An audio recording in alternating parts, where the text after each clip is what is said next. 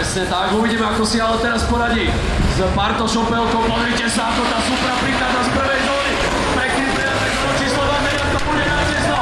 Pri betónu. Takto Patrik Čeloty zachránil a vyrovnáva svoju Supru. Toto je obrovská škoda, ktorú vidíme teraz. Niečo podobné, inak si to nedokáže vysvetliť.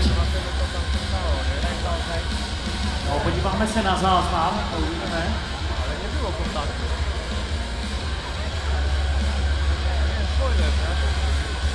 Jak nebylo? Ale nebylo znovu, to nebylo. Něco jako po Ostravě. Ja teraz fakticky neviem, čo sa konkrétne stalo, ale vidíme obrovskú chybu na strane Patrika Čelotyho. To ešte niekto vyžiadať premiéru. To je super. Teraz absolútne netuším vlastne, čo toto má konkrétne znamenať, ale vidíte, že Patrik Čeloty zjavne má